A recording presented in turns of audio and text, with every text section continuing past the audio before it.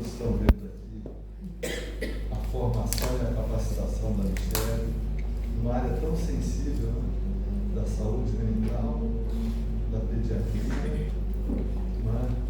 Toda essa formação que você se dedicou, aquilo que a gente chama até de espiritualidade em outros ambientes, da transcendência, do significado, do propósito. Então, a gente está muito grato pela sua presença. Muito obrigado. Boa noite a todos. Boa noite.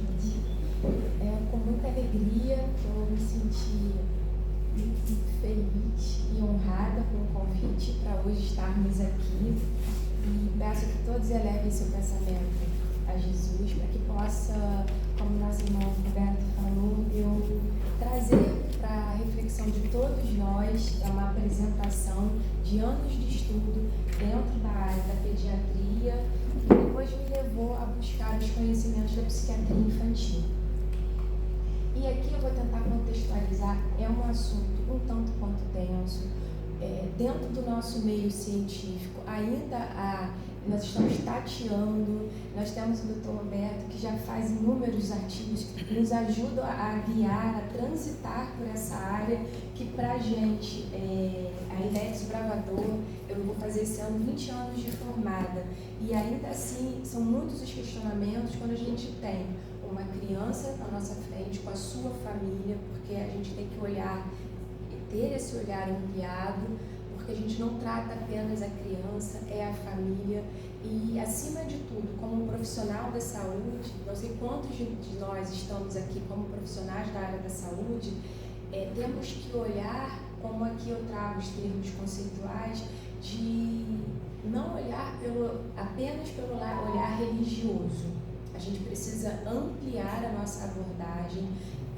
Eu trabalho como médica voluntária no lar de Frei Luiz e isso começou a me chamar muita atenção, a demanda que existia e ainda existe, não só das crianças que são atendidas na casa, assistidos, mas os que são atendidos pela nossa comunidade. Muitos irmãos chegam professando todas as religiões que a gente possa imaginar e esses casos de experiências espirituais perpassam por todas as tradições religiosas.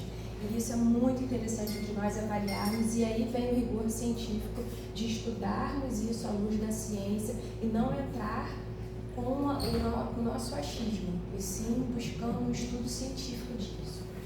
Eu vou trazer um conceito, a referência do Dr. Alex Moreira. A espiritualidade é a relação ou contato com essa dimensão transcendente da realidade que é considerada sagrada, a verdade para aquele ser.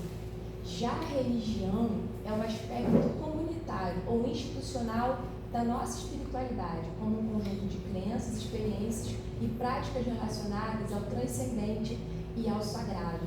Um estudo já foi feito pelo Datafolha, que muitos de nós, cerca de 86%, se não me falha a memória agora, expressamos a nossa espiritualidade e, na verdade, a religiosidade, 16% dizem que são espiritualizados, mas que não professam uma religião, mas ainda assim se consideram em contato com o transcendente, com aquilo que é misterioso, invisível.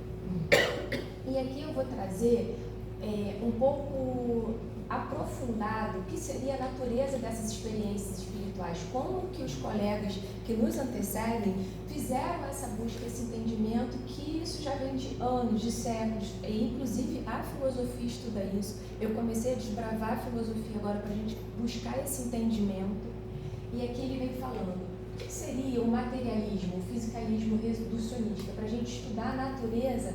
Alguns colegas falam experiências anômalas, e aí a gente adentra uma seara que, se é anômalo, eu não considero aquilo como algo inerente ao ser humano, mas na verdade é. E aqui vem explicando, o fisicalismo é a concepção filosófica de tudo que existe no nosso universo é composto, em última análise, de partículas e forças físicas. Portanto, tudo aquilo que existe no nosso universo é puramente por mecanismos físicos.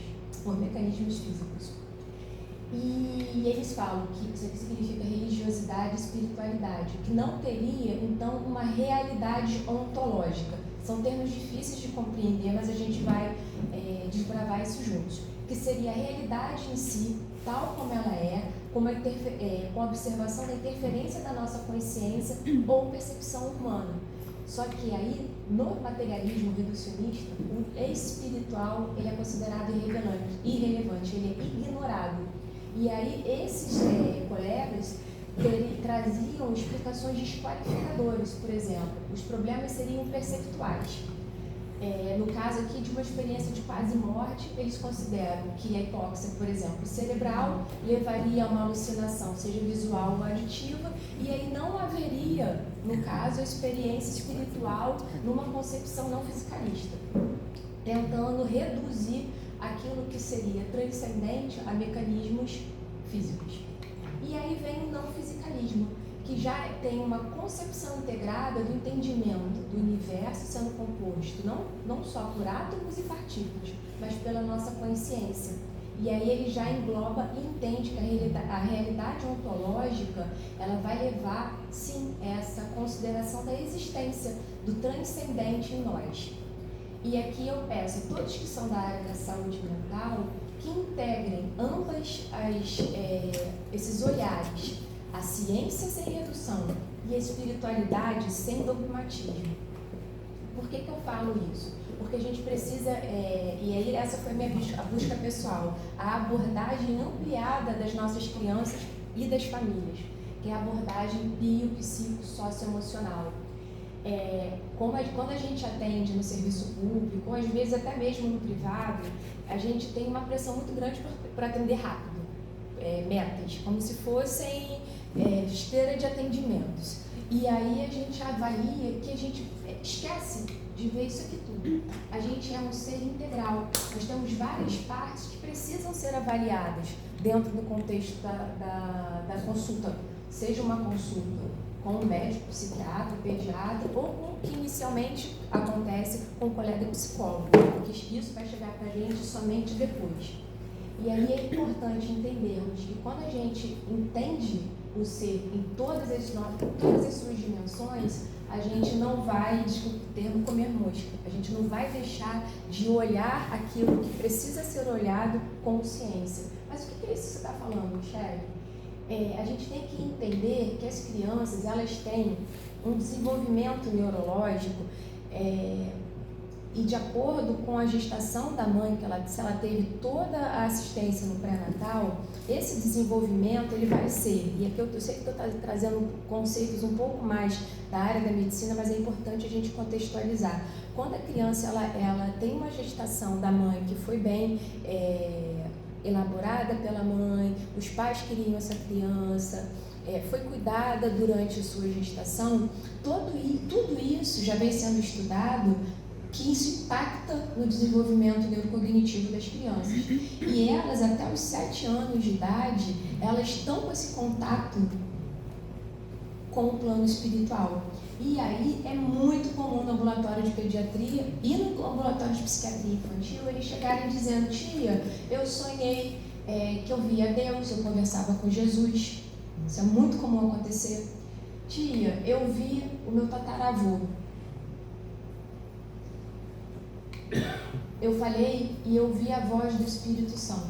E aí a gente precisa ampliar o olhar de que não precisamos patologizar tudo, nem tudo vai ser uma doença psiquiátrica, mas também eu não preciso, e aqui eu vou trazer a visão da seara espírita, como Emmanuel fala, essa área, e André Luiz pela mediunidade Chico Xavier, essa área da infância é uma área muito sensível. Então, qual é a postura do profissional da área de saúde? Acolher aquilo com empatia, uma escutativa. Entender o que aquela criança está trazendo de forma natural e ver se há de fato um sofrimento psíquico. Porque muitas vezes, quando eles veem parentes, e se hoje em dia nem tanto mais temos, mas um pouquinho, 5, 10 anos atrás, ainda existiam os álbuns de família. Então era fácil, muitas das famílias, comprovarem que aquela criança estava vendo um ente falecido. E aí vinham as perguntas.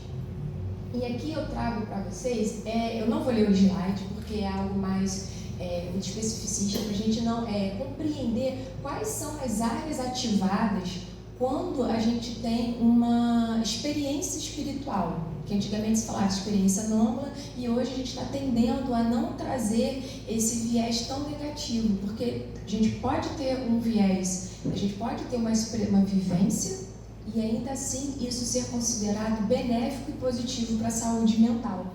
Então, vários estudos de neuroimagem vêm mostrando, eu não trouxe aqui, mas para quem quiser, depois eu posso enviar os estudos mostrando para cada área do córtex pré-frontal, do lobo parietal, temporal, o sistema límbico e a ínsula, o quão isso é ativado em cada área, cada tipo de vivência, inclusive aquelas experiências religiosas que a gente chama do coping negativo, que muitas vezes as crianças têm uma experiência intensa e aquilo, ao invés de transcendê-la, de ajudá-las a se conectar com Jesus, aquilo traz um sofrimento psíquico. E é aí que entra o médico psiquiatra, junto com a equipe multidisciplinar, para entender se aquilo ali é de fato uma alucinação, se aquilo ali de fato é um transtorno psíquico que precisa de medicação. E aí a gente vai precisar trabalhar com a dificuldade da família em aceitar isso.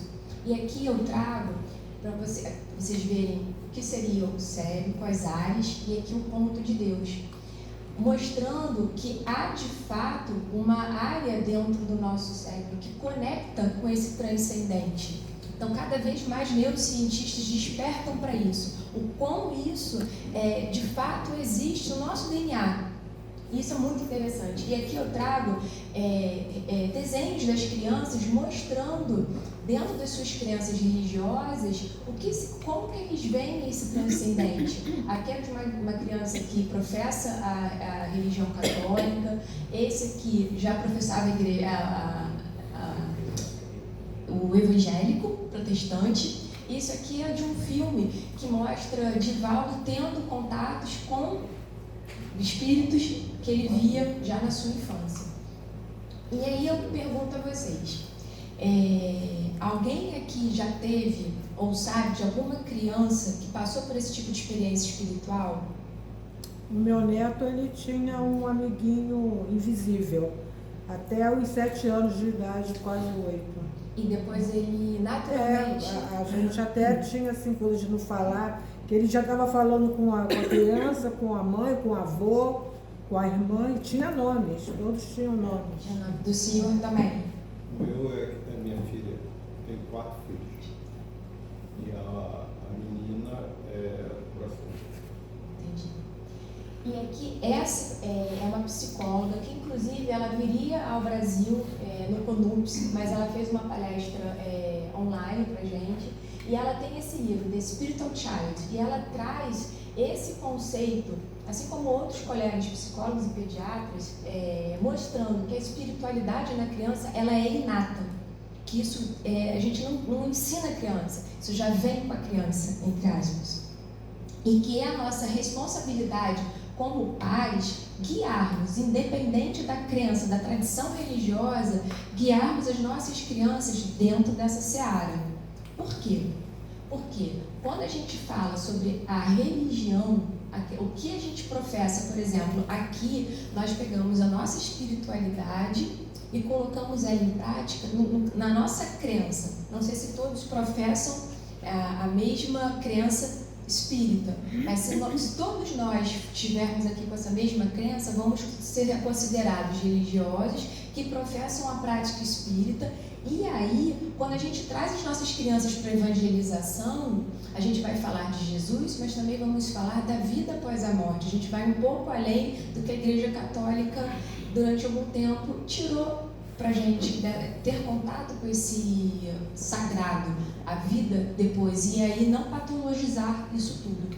Então, a religiosidade na infância entende que a maneira que as crianças percebem, vivenciam e são introduzidas essas práticas religiosas, eles acontecem desde os primeiros anos de vida.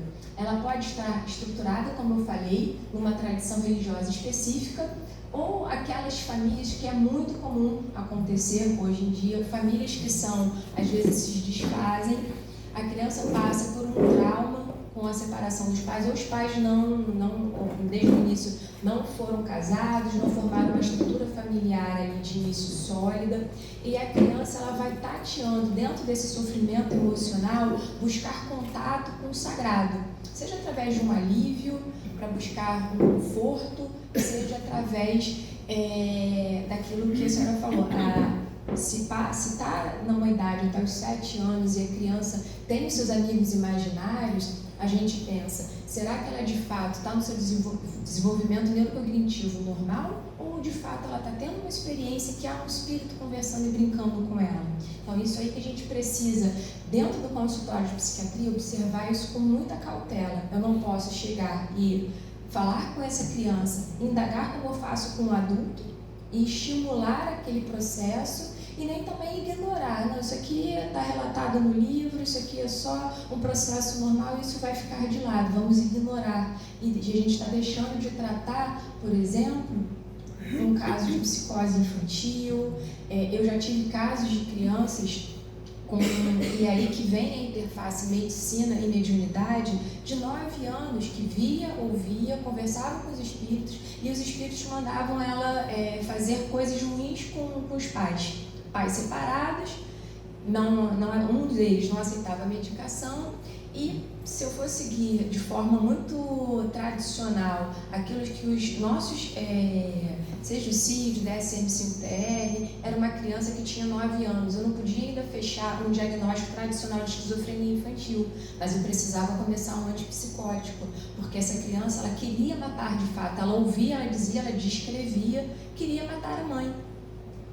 E eu, como médica, uma médica não pode ter a sua crença religiosa sendo atravessada pela conduta médica. A gente tem que ter ali o rigor científico. Mas eu precisei ali juntar ambas as situações, porque aconteceu no meio em que a família professa religião umbandista, ela gostava de tomar passe e foi me procurar no ambulatório do Lar de Frei Luís.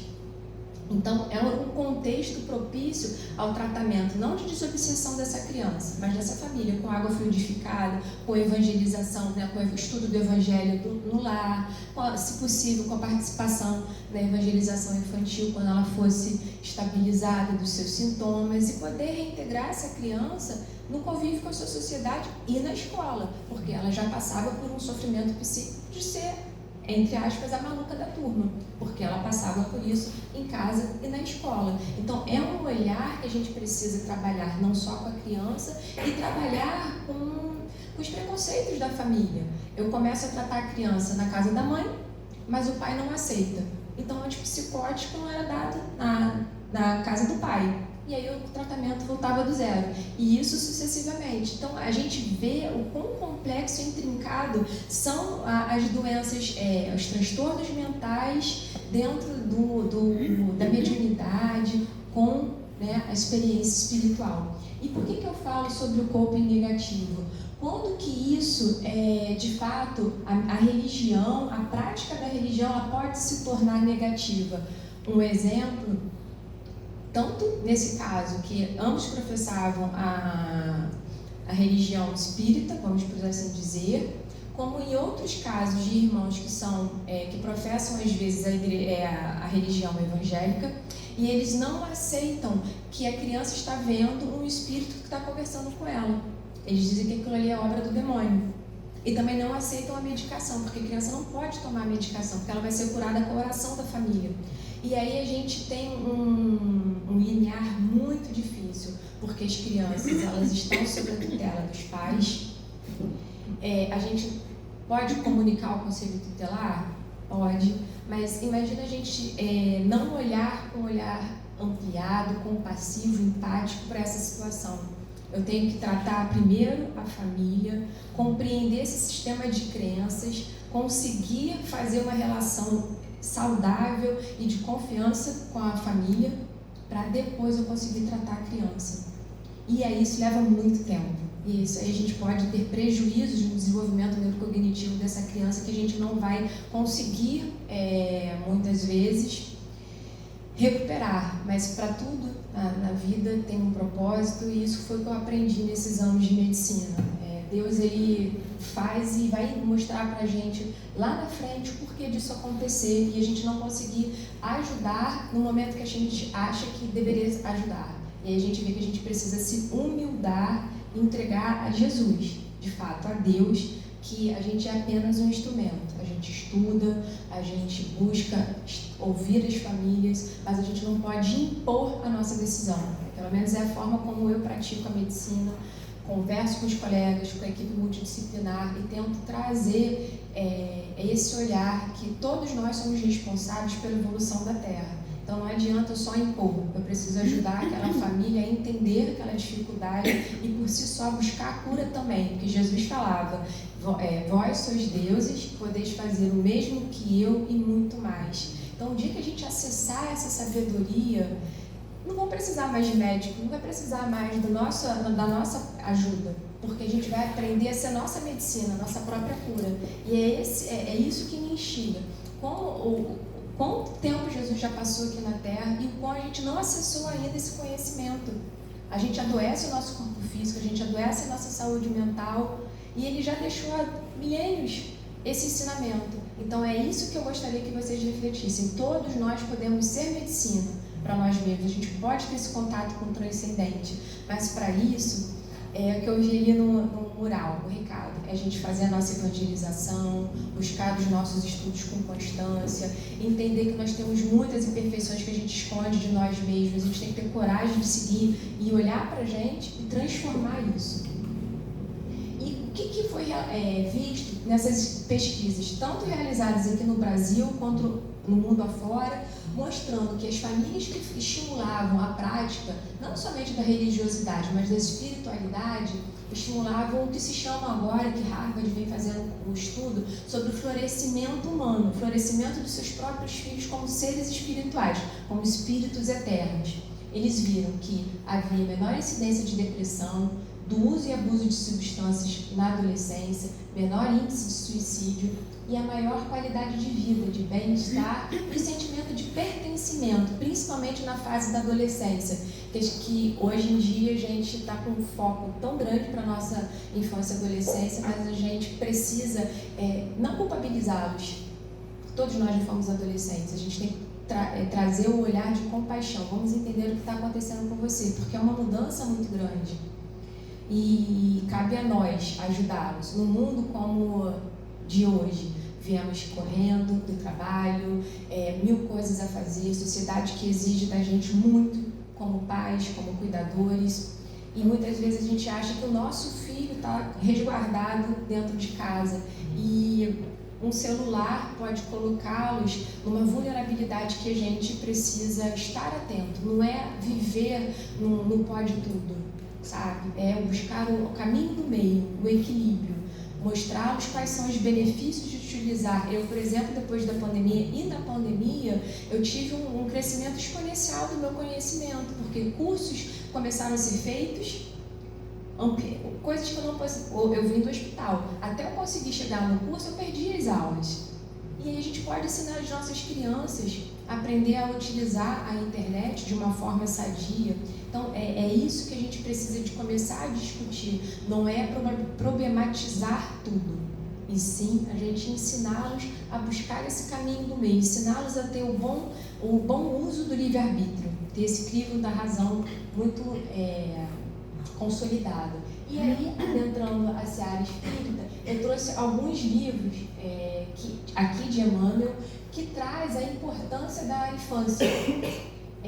São 2 livros que eu gosto bastante, faço essa leitura lá na Frei Luís, O Consolador e Pensamento e Vida, onde ele traz que esse período até os 7 anos e depois também na adolescência é o período que nós precisamos estar mais atentos à nossa infância. Por quê? Porque esse contato com o transcendente, com aquilo que é horizontal e que foi de vidas passadas, aquele véu que a gente estuda, que a gente não vai lembrar, eles têm acesso, muitos deles, ainda mais se uma encarnação, e aí eu vou falar com a Michele, que professa a religião, o espiritismo. Se foi uma encarnação, uma próxima da outra, eles têm lembranças, memórias de vidas passadas reais. Tem casos na internet, depois se vocês quiserem eu posso orientar, trouxe até as pesquisas aqui, de crianças que relatam minuciosamente, e Stevenson foi um psicólogo que ele fez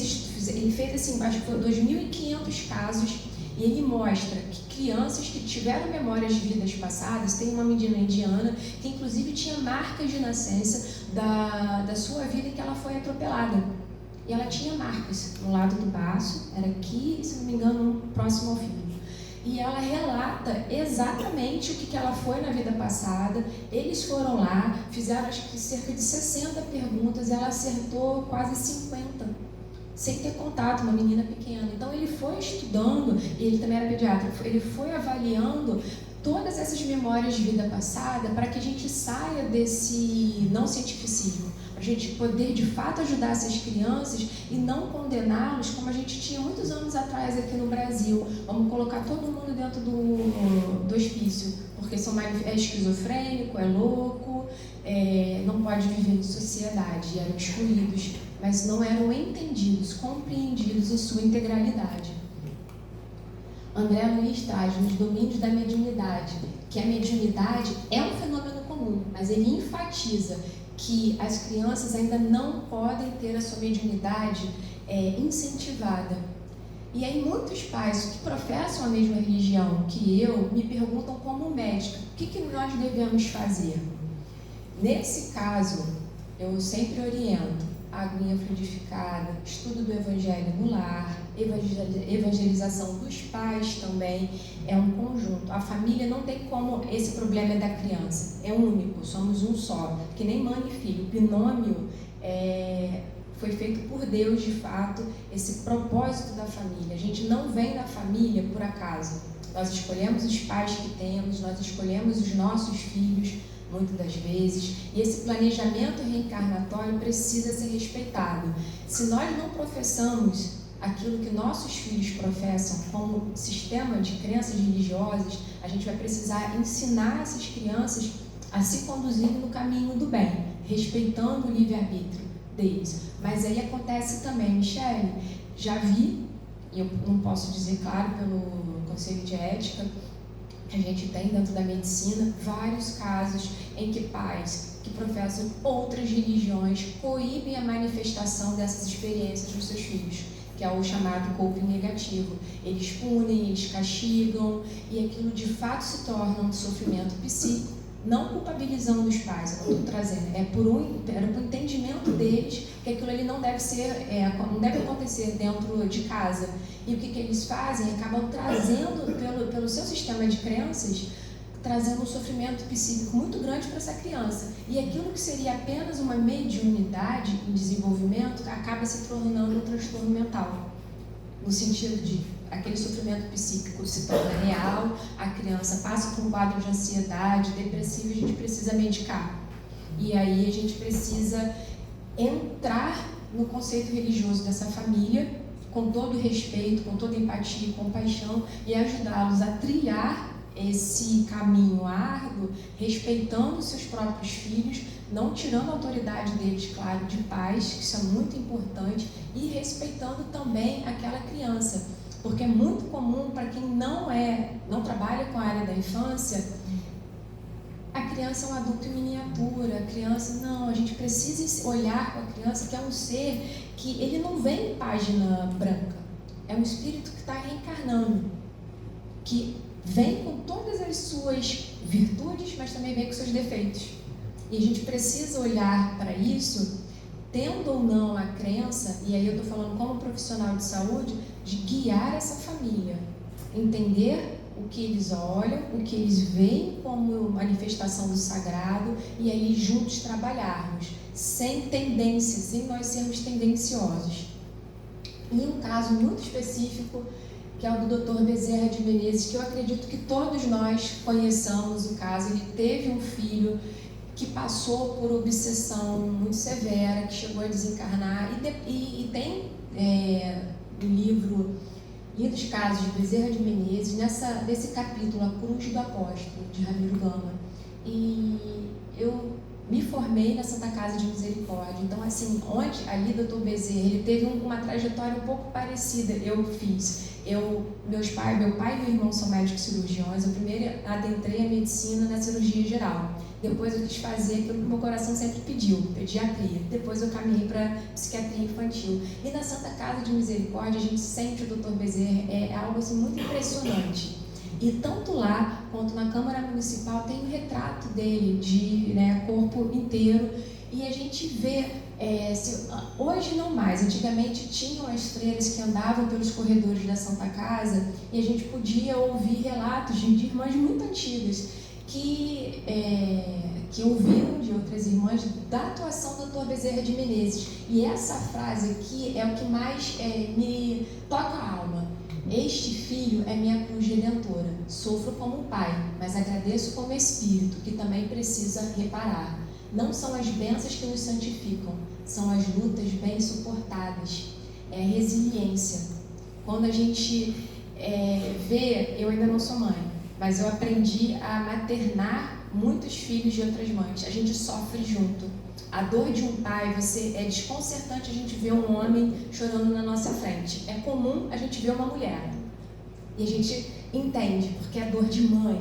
Agora, você ver um homem vir as lágrimas na sua frente é desconcertante pra gente. E é muito respeitoso, porque a gente vê que a gente está tocando na alma daquela pessoa. É um outro humano falando com outro ser humano, como diz Jung.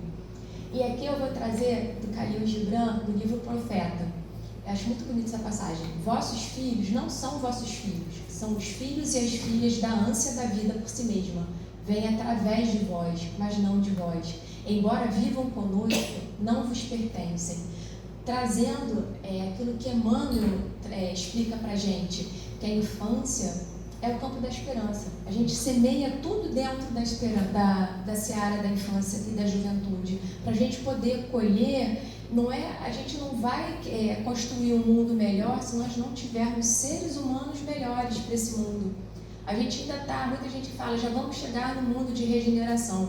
A gente precisa ainda olhar para a nossa infância, olhar para nós mesmos, que a gente só vai conseguir mudar a egrégora do nosso país e do mundo se a gente começar dentro de casa.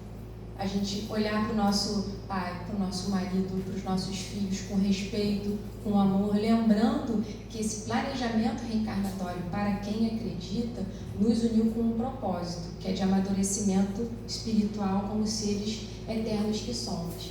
Concluindo, as experiências na infância espirituais, elas não podem ser subestimadas e muito menos olhar como eu sou médica psiquiatra, tudo isso eu vou colocar na conta da esquizofrenia, da depressão, da psicose. Não, é uma criança autista, não, a gente não pode fazer isso. Isso faz parte do desenvolvimento do ser integral. Joana de Ângeles traz isso pra gente nas séries dela com o Divaldo, e isso é muito importante nós olharmos como profissionais de saúde, pais responsáveis e professores. E para quem é espírita, evangelizador também, que nós temos que unir a ciência com a espiritualidade, indicando o caminho seguro para essas crianças trilharem, respeitando a escolha delas como tradição, como sistema de crenças religiosas. E aqui eu vou trazer figuras que me inspiram. Frei Luiz, que eu comecei minha faculdade de medicina em Petrópolis, acho que Frei Luiz me escolheu para um dia chegar, não sabia nada sobre Frei Luiz, e muitos anos depois cheguei, levada pela minha avó, ainda estudante de medicina na casa de Frei Luiz. Esse aqui é o Dr. Racha Lima, que construiu a casa. E aqui é interessante, esse aqui é o Dr. Bezerra de Menezes, que tem essa foto na Santa Casa de Misericórdia, para quem quiser conhecer. Essa seria uma experiência espiritual muito conhecida. Essa é a cruz, eu fui em Assis. É a cruz que Francisco de Assis diz que ouviu Deus falando com ele para reconstruir a igreja dele. Isso é muito forte. A emoção que a gente sente quando entra nessa igreja, uma igreja humilde, simples, é algo assim, surreal. Acho que quem puder fazer isso, vá um dia a Assis e caminhe por lá onde Francisco de Assis caminhou. É algo incrível. E aqui eu trago as referências das pessoas que me são importantes, e recentemente o Dr. Alex Moreira, que eu estou caminhando dentro da pós-graduação de espiritualidade, integrando a prática clínica, e o professor Paulo Frutuoso. Esse aqui é o meu pai, Eduardo, e meu irmão também, Eduardo, onde eu pratico também a cirurgia geral. Então, agradeço a oportunidade de estar aqui. Me coloco à disposição se vocês tiverem perguntas. Espero que eu tenha conseguido transmitir com um olhar sério, com um olhar profundo, não com um olhar apenas da Michele, que é espírita, mas da Michele médica, que busca embasar o seu conhecimento na ciência e poder atuar como que me surpreendeu, doutor Luiz Felipe, professor Roberto. Tenho aqui vários artigos do senhor, eu leio, a gente busca entender, e são figuras que trazem para a gente que a gente tem que continuar isso, a gente não pode deixar isso para trás. A gente vê hoje tantos alunos de medicina, futuros colegas que estão se perdendo nessa área. A gente precisa trazer essa humildade para os nossos colegas, para os futuros colegas, os nossos pares. E a nossa responsabilidade hoje. Agradeço a vocês por estarem aqui me ouvindo. E aqui são as referências, caso vocês queiram.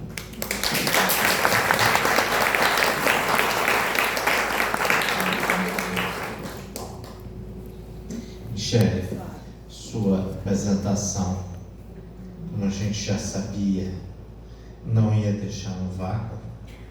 Uma apresentação muito boa, que nos dá uma visão maior, uma compreensão, como a gente vê tantas crianças lembrando do passado, né?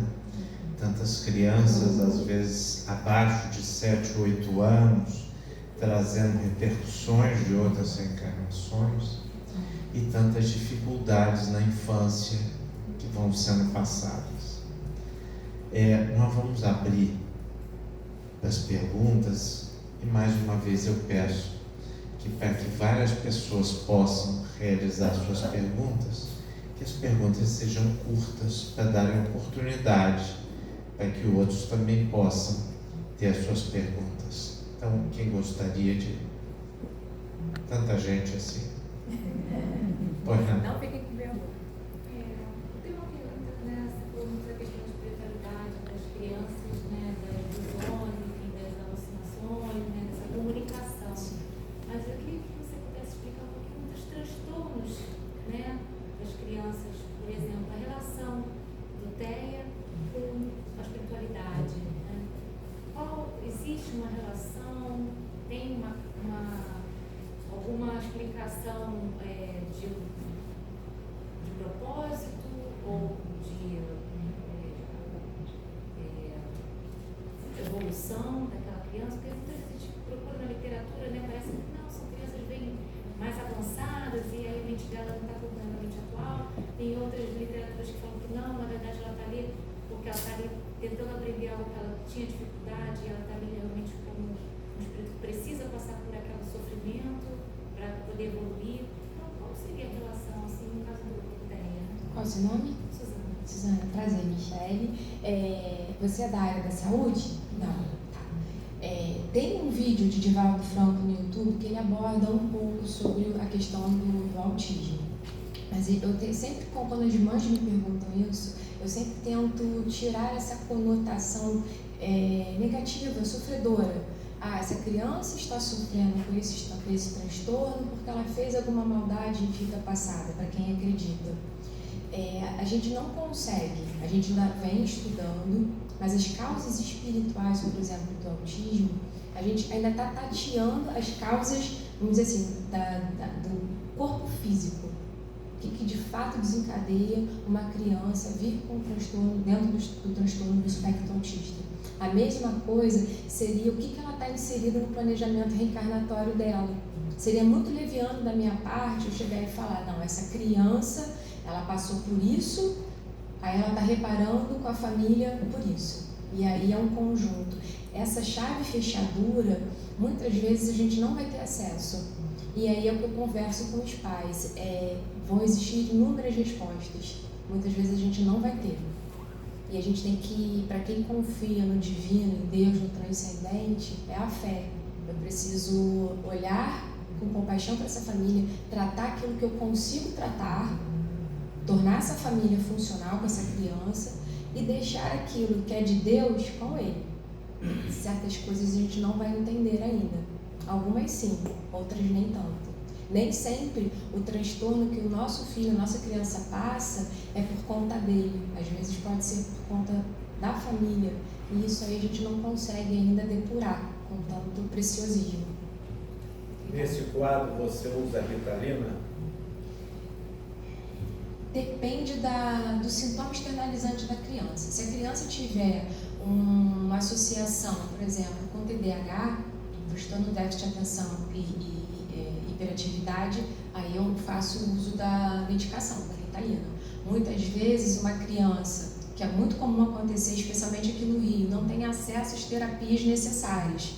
Muitas vezes a gente é forçado, quando a criança, por exemplo, ela tem comportamento externalizante de morder a si mesmo, de morder aos pais, uma agitação psicomotora muito grande, precisa estar, por exemplo, às vezes com um aripiprazol, uma risperidona, mas tudo isso tem que ser avaliado dentro do contexto familiar, e se ela já vai ter acesso às terapias, eu não inicio a medicação, só se for muito disfuncional, porque é um cérebro em desenvolvimento. E esse impacto precisa ser dividido com a família, essa decisão. Pelo menos é assim que eu trato. Pois não. Ângela, Prazer. recentemente eu vi um vídeo e eu acho que, para mim, eu achei bem interessante, porque ele estava explicando que uma turma que havia, assim, 2, 3 alunos que não participavam, que não se entrosavam, né? E eles tiraram a luz branca e colocaram outra de espectro solar, né? Como se fossem todas as nuances solares. E passado um mês, eles verificaram que as crianças mudaram muito o comportamento. Porque eu já li documentários que, às vezes, a luz excessivamente branca, ela mexe realmente com a energia nossa, pessoal. Seria a aura, né? Sim, Ângela, isso a gente vai trazer tanto para o campo da infância quanto para os adultos. A luz azul, por exemplo, da tela do nosso celular, do computador, isso impacta na produção do nosso hormônio melatonina. Então, assim, isso vai impactar não só nas crianças, mas na gente também. Por isso que a gente fala, não só para as crianças, mas dar exemplo com os pais. Fazer a higiene do sono, fazer a leitura de um livro, como a gente sempre fez. A gente tem aqui, ao invés do celular. E aí isso aí vai sendo minorado, vai sendo diminuído esses impactos, tanto para os adultos quanto para as crianças. Michele, eu tenho um bisneto, Nome da senhora? ele está Creuza. Prazer. Eu tenho um bisneto que ele está com 15 anos agora. Bisneto já com Bisneto, tenho com 21.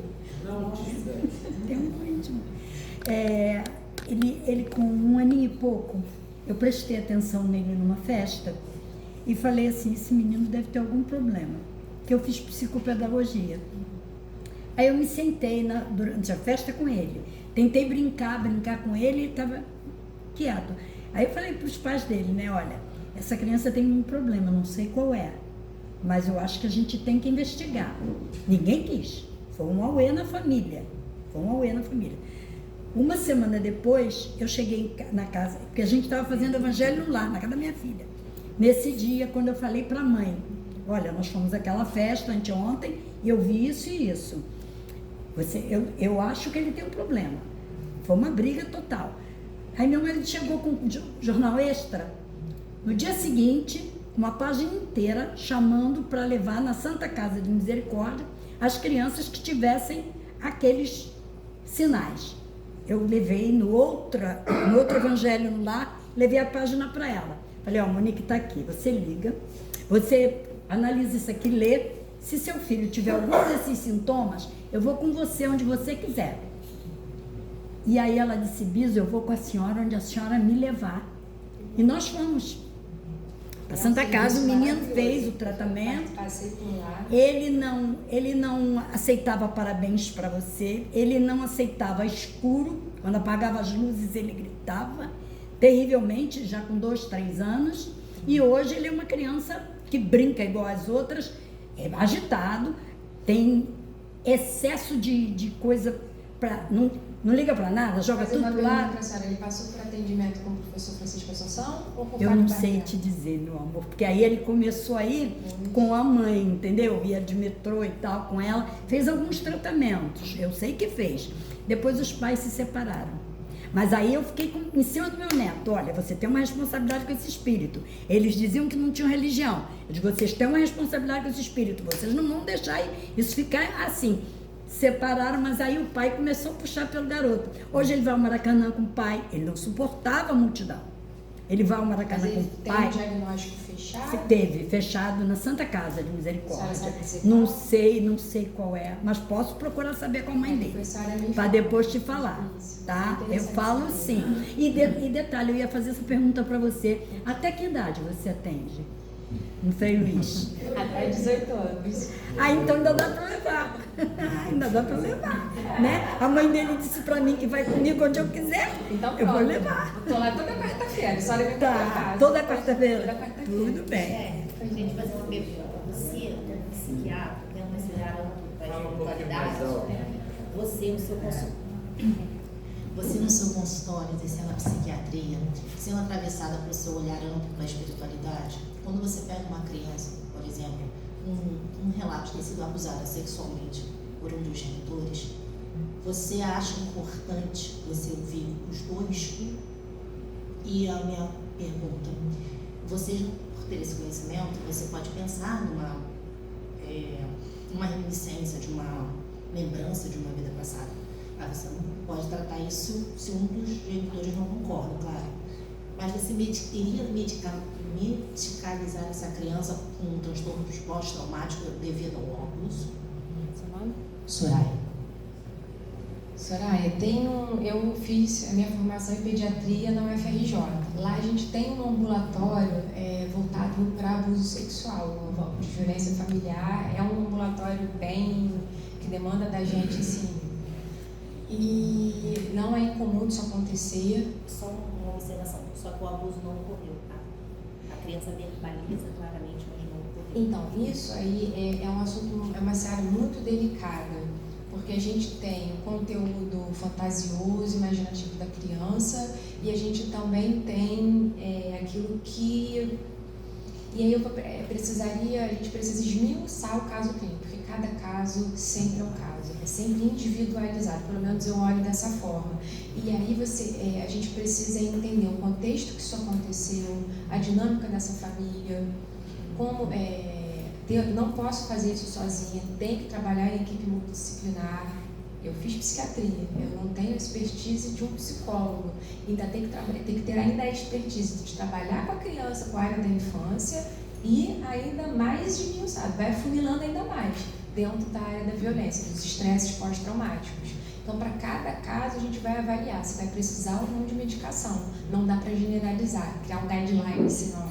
Então, essa era a pergunta, porque assim, os pais são separados. Então, um genitor acredita na história da criança e o outro afirma que não aconteceu. Aí a criança está sendo olhada só como se ela tivesse sido abusada pelos profissionais, entendeu? Uma coisa que eu aprendi em Seria quase o 20 anos de medicina... Era uma prática, por isso que eu queria saber. Então, assim, a gente se sente muito impotente de não conseguir ajudar todo mundo. Mas essa criança só vai receber de fato ajuda quando um dos genitores dá o primeiro passo. Isso vai acontecer no tempo que Deus determina. Assim, não que ele determine, mas que esse passo de eu vou buscar ajuda. Se um dos genitores não fizer isso, eu não posso adentrar na frente do que é o pai e a mãe como responsável por aquela criança. Mas você ouviria os dois, claro. E aí, dependendo do grau, aí são outras nuances, conselho tutelar e outras coisas que a gente precisa. No momento que você tem conhecimento disso no consultório, a gente tem que ter outro tipo de conduta. Conversando assim já é outra história, entendeu? Espero que eu consiga ter ajudado. Mas aqui não fez não. Bom, boa noite, Tudo bem, chefe, isso. Gustavo. Prazer. Eu queria saber, assim, a nível mundial, se você pode tirar a dúvida, como é que está esse estudo, né? Ali o espiritismo, né? A vertente espírita, como tratando aí a causa, de repente alguma causa, uma coisa oriunda, né? Desse lado aqui assim, junto com a medicina tradicional, mais material, mais física. Tá tendo muito impasse, muita briga, ou está tendo algum tipo de abertura para se falar sobre isso? Estão surgindo alguns médicos, ou está uma coisa mais fechada, mais para o espiritismo, assim? Então, a gente foi no CONUS, a gente viu essa abordagem, Bárbara estava lá, Felipe, assim, a gente vê uma abordagem cada vez mais ampliada. Isso não fica mais, não tem ficado tão restrito.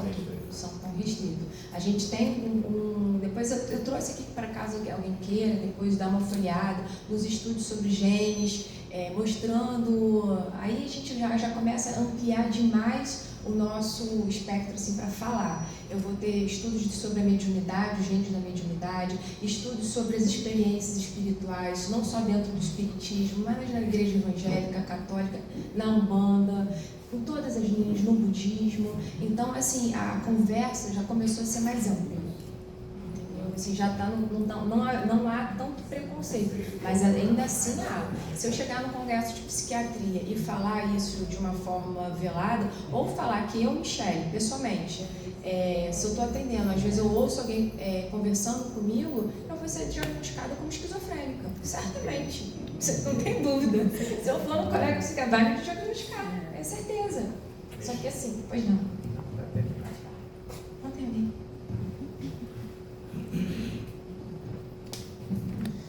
Eu agora em junho vou falar sobre isso no Medianesp.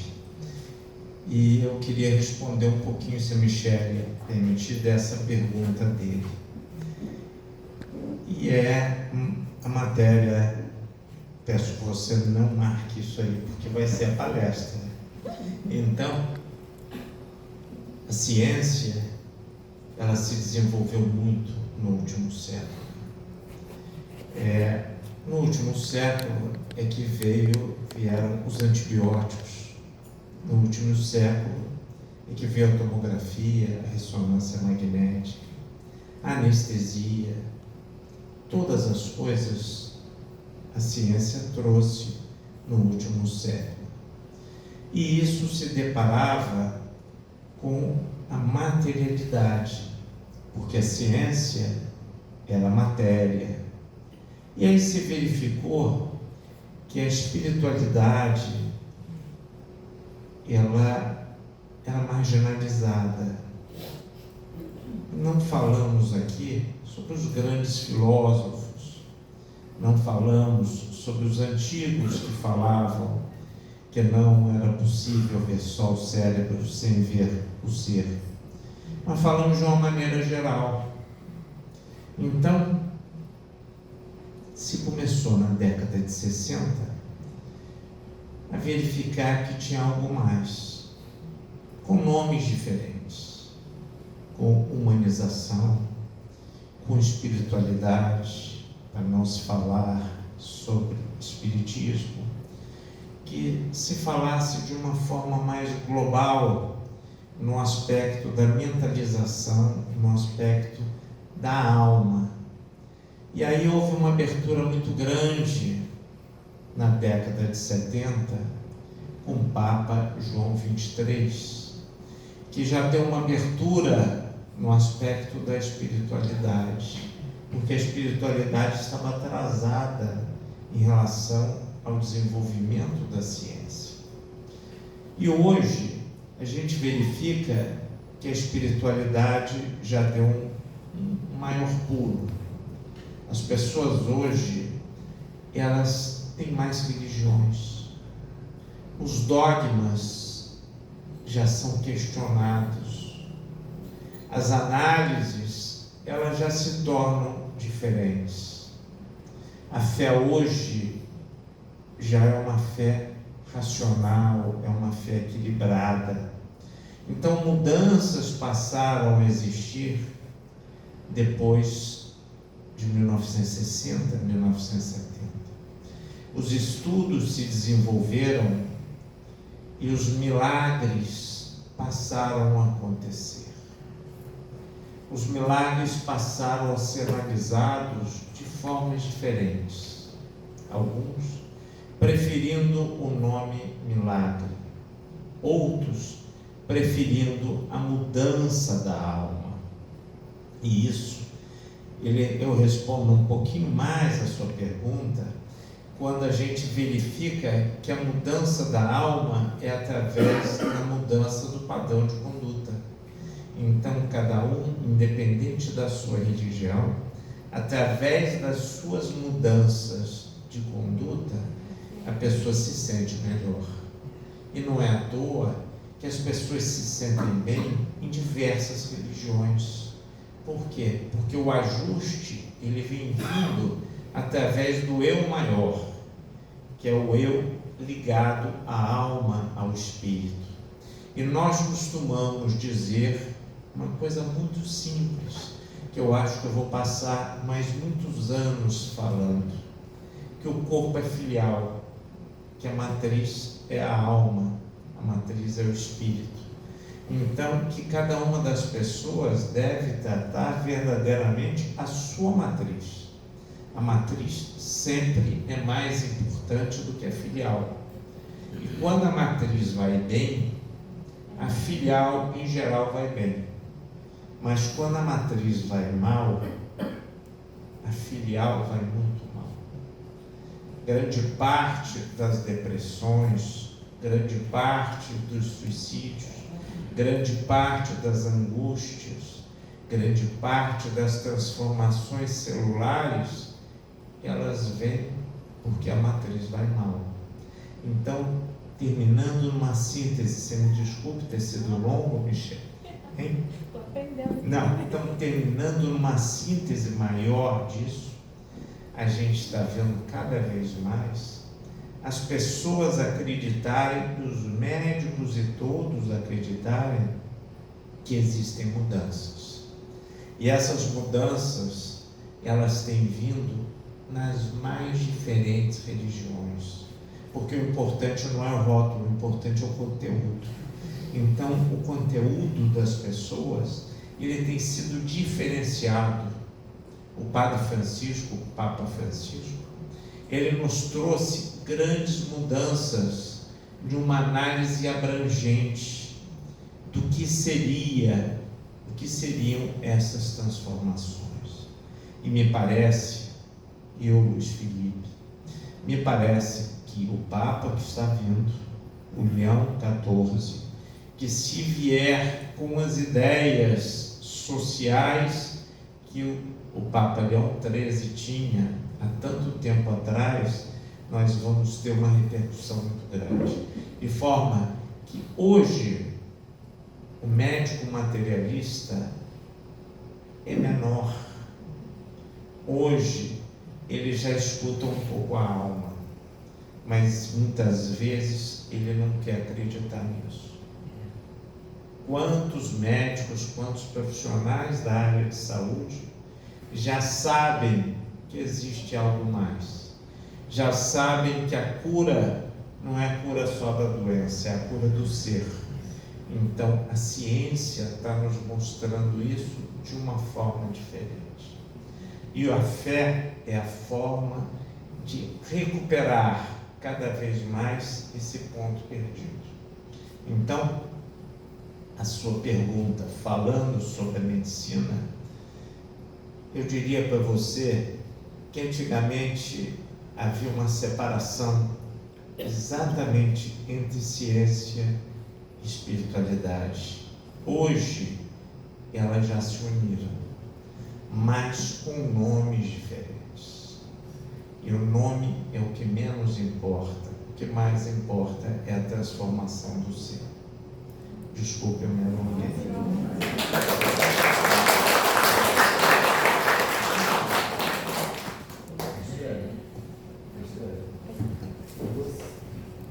Esse trabalho que você tem, o assistencial, convencional de uma médica psiquiatra, mas também trabalhando em casa espírita.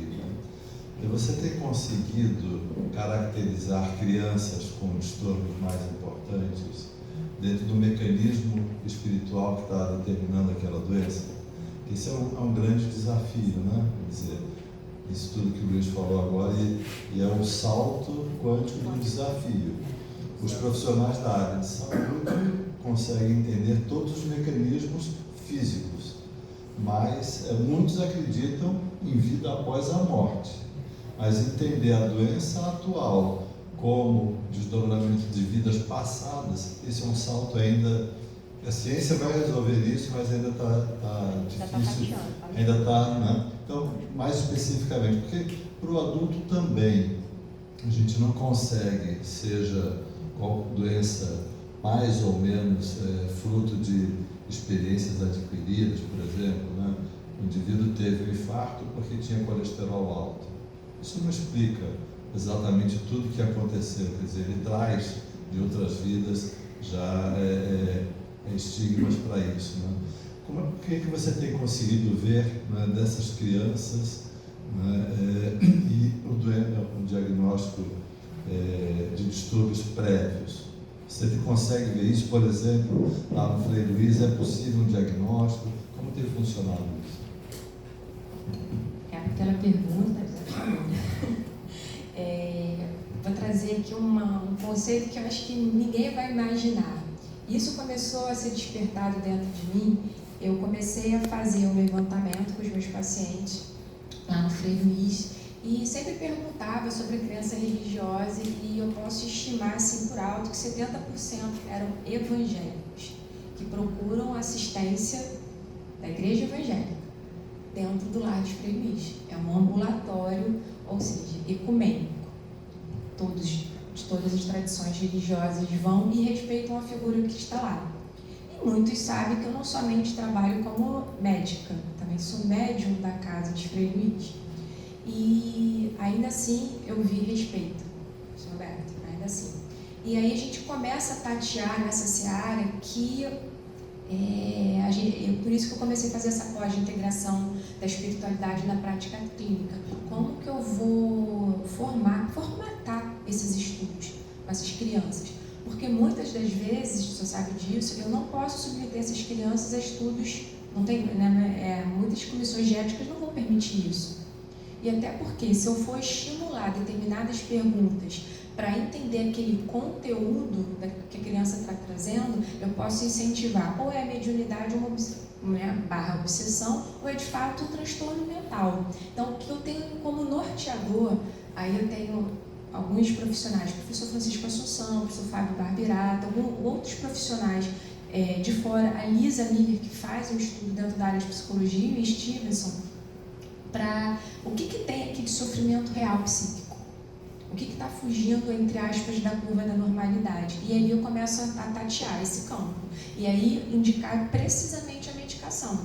E eu vejo assim, aí tento fazer como até o professor Sérgio Felipe de Oliveira, faço o curso com ele.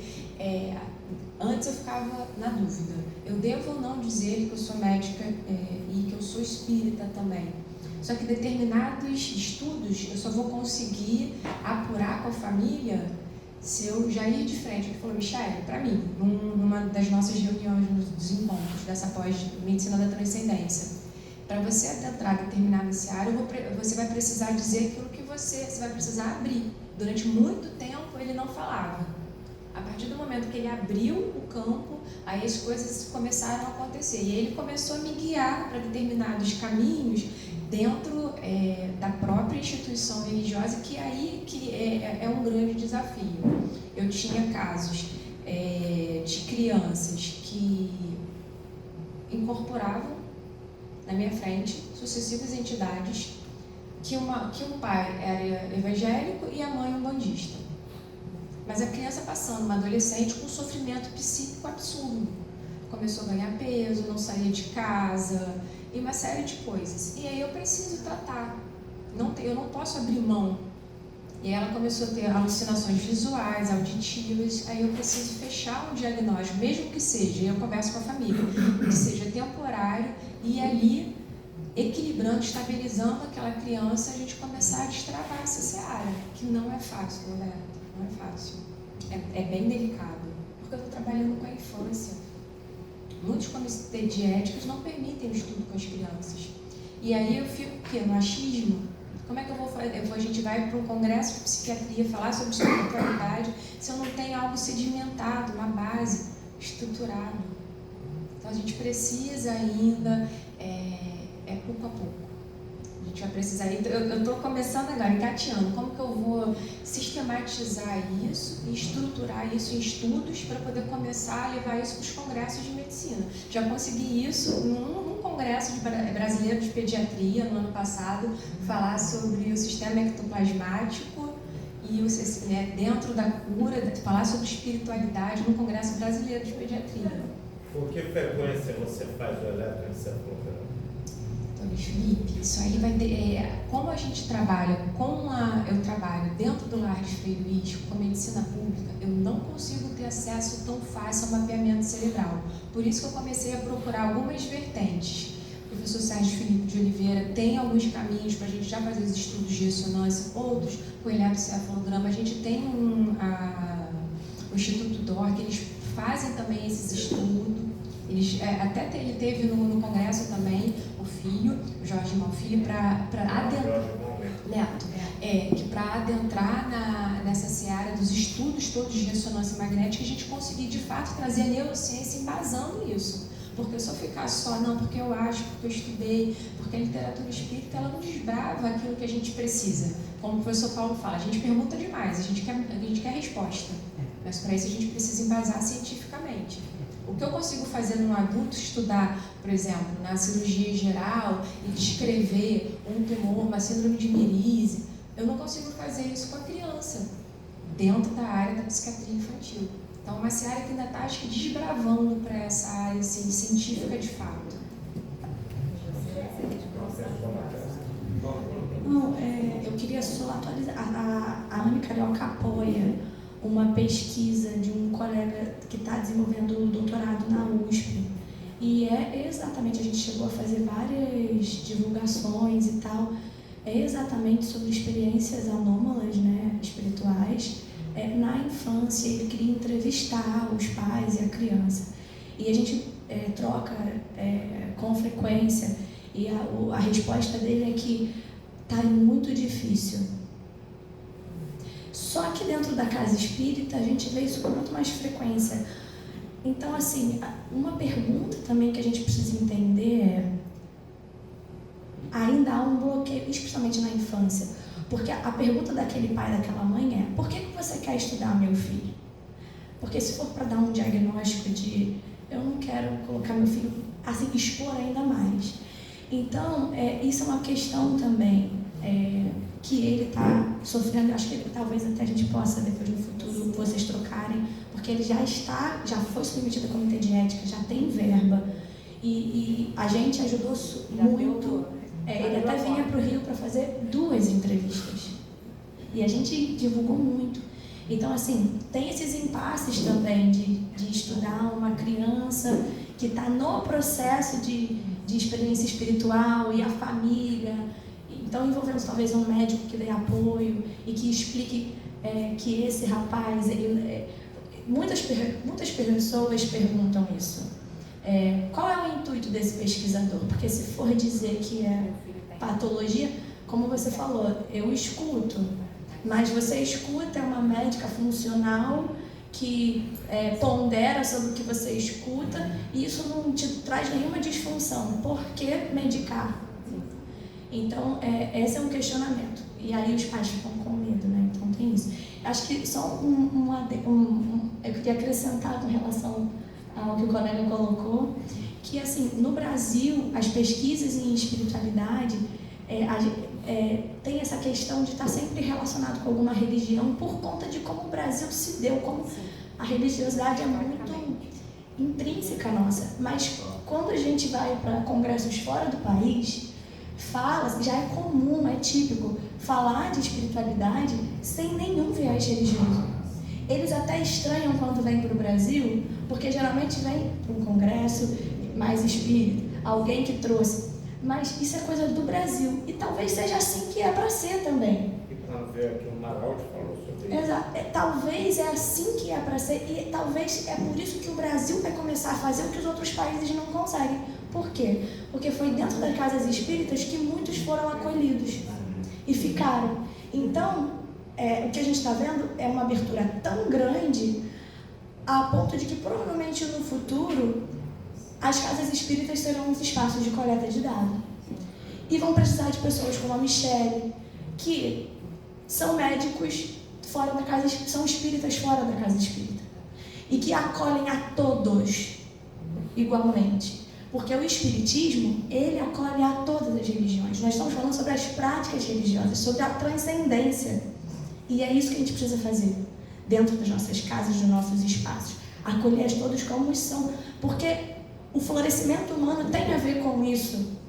Por que algumas pessoas, mesmo e crianças, mesmo em contextos tão difíceis, conseguem florescer e outras não? Ou outras crianças em contextos tão maravilhosos e perfeitos não florescem? Então, é isso que estão querendo entender e por isso a Michelle aqui também. Né? São desafios. Tinha só mais uma irmã que quer falar lá atrás. Mais duas perguntas para a gente encerrar, tá bem? Mesmo identificando o fenômeno espiritual, a criança, se houver sofrimento, vai ser medicada para estar no contexto social, é isso? Isso a gente precisa, essa fala, a gente tem que tomar muito cuidado para a gente não tornar uma máxima 8 ou 80. A gente tem que individualizar cada caso. Então, assim, eu preciso de um contexto da família, do caso clínico dessa criança, para entender se está havendo sintomas disfuncionais, para a gente, de fato, indicar uma medicação de forma precisa, no tempo adequado, com a dose correta, para que no momento certo também seja retirada. Então, assim, eu não consigo te dar. Isso é a grande angústia dos pais. Eu não consigo ter uma fórmula direitinho para te dar. Isso a gente vai tateando juntos. Por exemplo, um caso, como a nossa irmã Bárbara colocou, isso é tão difícil porque eu ainda estou estagiando na dificuldade, por exemplo, de uma mãe que não quer ouvir que o seu filho tem uma deficiência intelectual, e sim, ela está inserida dentro do transtorno do espectro autista. Aí, como o professor Francisco Assunção fala, eu preciso desconstruir primeiro um diagnóstico, porque ela quer que ele seja autista, porque o autismo não vai estigmatizá-lo tanto com o antigo deficiência intelectual e o antigo retardo mental. Então, eu não vou estigmatizar tanto essa criança. Então, assim, a gente ainda está dentro dessa área da psiquiatria, junto com a espiritualidade, a gente tem que unir ambos. E isso tem que ter muita compaixão, muita paciência e respeito por cada caso. Profissionalismo também, né? No caso, você tinha falado, se eu chegar aqui com essa conversa e tal, num congresso, eu vou falar que sou esquizofrênico e tal. Mas assim. É uma brincadeira. Não, sim, mas dentro dessa palavra da esquizofrenia. Vocês já tiveram algum caso dentro das andanças, né, de vocês, nesse progresso, nesse estudo de vocês? Tiveram algum caso onde vocês se depararam realmente, não, olha só, seu filho realmente não tem um quadro nenhum de esquizofrenia, é médico. E aí a pessoa falou, não, médico, como é que é isso?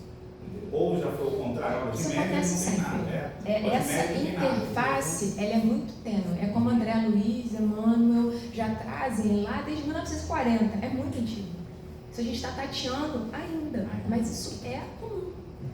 E aí eu não vou conseguir, aí por isso que o doutor Felipe falou, o doutor Roberto, a gente precisa transformar o que a gente vê e acha, trazer aquilo que está na literatura espírita, por um exemplo, e tirar, como a Bárbara falou, tirar o viés religioso. Lá fora eles não falam sobre religião, não é mediunidade, é uma experiência espiritual. Antigamente o pessoal ainda fala experiência nômade, que é inato ao ser humano. Entendeu? É um assunto muito denso. Às vezes até eu estudando, a gente lê e relê, a gente precisa de calma, eu paro, vou beber uma água, fazer uma prece, volta para estudar. É difícil, não, é desafiador, na verdade. O que é importante, gente, o que é importante que a gente vem conversando aqui também, para vocês também, né? É o profissional de saúde, ele estar atento a esse tipo de situação e não vender o que eu já aprendi de André Luiz e Emmanuel, não, mas fazer as perguntas dentro da entrevista, da anamnese, né, para entender, perceber, conseguir ver a oportunidade do paciente, da família, responder às suas próprias perguntas, porque senão você cria uma separação às vezes inconciliável se nós não formos da mesma religião. Então a religião do profissional não importa nem um pouco nessa recepção. É óbvio que quando você, médico católico, recebe um paciente católico, ou de qualquer outra similaridade entre o profissional e o paciente, a orientação fluirá de uma maneira um pouco mais homogênea, mas o desafio é para que isso faça parte obrigatória dessa relação médico-paciente e que, em cortado tempo, as coisas de exames, acaba não se fazendo isso. A maioria aqui que já passou dos 50, conheceu aos que já passaram, porque tem gente aqui muito jovem, como a Michele, uma Bárbara e outros. Uns conheceram o professor Rinaldo Delamare, foi um grande pediatra que esteve aqui no Rio de Janeiro, e que tinha um livro da vida do bebê. Era desse tamanho, numa época que não tinha internet. E o doutor Rinaldo Delamare, ele dizia o seguinte: o mais difícil de tratar uma criança é a mãe. Porque a mãe, ela não acredita o que ninguém fala, ela acredita só nela. Ela é mãe, exatamente. Quando o filho é assaltante, ela diz: coitado, ele está sendo injustiçado. Quando o filho faz alguma outra coisa, a grande maioria das mães acoberta os seus filhos. Isso é um amor maternal, mas nós estamos falando em maioria. Então, quando tem alguma coisa que vai se fazer uma análise maior, a mãe disse: não, isso não é o meu filho. Quando bateram na escola, disse: olha, meu filho foi estimulado a fazer isso. Quando tem um quadro como o que ela falou aqui, a mãe vai defender as coisas todas. Quantas vezes se tem essa dificuldade? Eu queria lembrar isso, porque a pediatria, numa junção com a psiquiatria, ela tem muita dificuldade. A mãe prefere ela ter um câncer de mama do que o filho precisar operar o pé direito. Uma coisa às vezes simples, mas mas meu filho está com esse problema, eu não durmo com esse problema. E às vezes um quadro pequeno nela, o do menino cresce demais. Então quem lida com criança, quem tem ideia de criança, sabe que os problemas em criança se avolumam por culpa dos pais e, em geral, pelo carinho, pelo amor, pelo afeto, e as pessoas às vezes não veem tanto, não é isso, Michele? Isso a gente tem visto muito quando a gente vai fazer um tratamento espiritual numa criança. Diz: isso não sei o que está vendo com ela. O pai sofre, o avô sofre, a avó sofre. É uma complicação danada, porque nunca a criança é culpada. Sempre a mãe que é sentir culpado, o pai, o avô, o bisavô, quem for, tentando resolver o problema. Não é isso, Bisa? Não é? É uma dificuldade. Vamos, então, nós estamos encerrando, nós vamos informar,